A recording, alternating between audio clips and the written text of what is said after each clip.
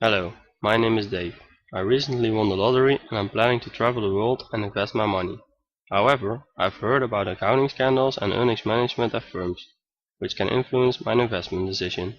When managers manipulate earnings to conceal actual firm performance, I cannot make a proper investment decision. My question is, are there countries with perhaps more or less investor protection? Well, Dave, I would like to suggest to look at the paper of Luce et al. 2003. They examined systematic difference in earnings management across 31 countries. In their research, the relation between investor protection and earnings management is tested. Oh, what did the paper tell you? Well, at first it is needed to state that the different countries have in common that all companies encounter agency conflicts. This means that managers can conceal or misrepresent information that causes financial statements to give a false representation of the firm's actual state. Luce et al. 2003 expect that this earnings management is more pervasive for countries with weak legal enforcement and more investor rights. Okay, seems logic to me. Which countries are included in their research?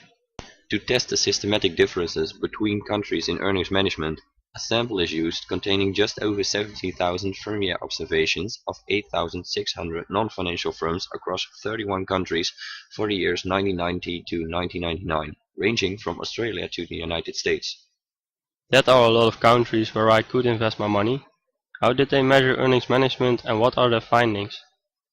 To measure for earnings management, Luce et al. Determined 4 different proxies. The first proxy divides the standard deviation of operating earnings with the standard deviation of cash flows from operations. This is to measure the degree in which insiders use accruals to reduce the variability of reported earnings. The second proxy measures accounting discretion used by firms to conceal economic shocks in the firm's operating cash flow. That is, the firm recognizes less earnings in prosperous times and more earnings in less prosperous times. The third measurement uses the magnitude of accruals as a proxy to determine to which extent insiders use discretionary accruals to manipulate earnings. The fourth proxy measures accounting discretions that are used to avoid reporting small losses. This proxy measures the ratio of small reported profits to small reported losses in each country to reflect the use of earnings management. And finally, to mitigate potential measurement error, an aggregated score is constructed of earnings management. A high score indicates a higher level of earnings management. Table 2 represents earnings management across countries sorted in descending, where similar patterns in terms of their relative magnitude exist for different proxies. It seems that the aggregated earnings management score is high for countries such as Austria, Italy, and South Korea, where low rankings are for countries such as Australia, the UK, and the US. These are useful findings. Do these type of countries have similar characteristics? To find systematic differences in earnings management, the countries are clustered on the basis of institutional characteristics. Large stock markets, low ownership concentration, extensive outsider rights, high disclosure and strong legal enforcement characterize the first cluster, or the outsider economies. The second cluster, or insider economies, show smaller stock markets, higher ownership concentration, weaker investor protection, lower disclosure levels and weaker enforcement. The third cluster is the same as the second, only these insider economies are characterized with a weaker legal enforcement.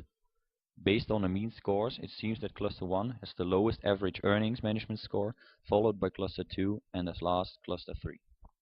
Okay, but which institutional factors are primary determinants of earnings management and which are correlated outcomes?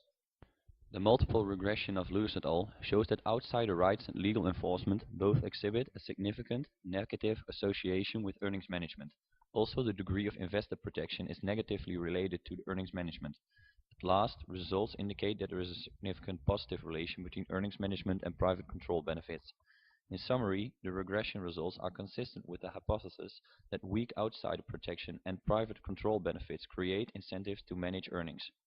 So, the conclusion is that outside investor rights, legal enforcement, and private control benefits are significantly related to earnings management?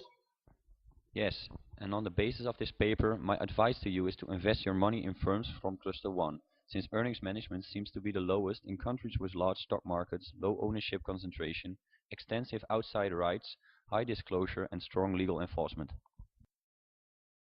Created using Powtoon.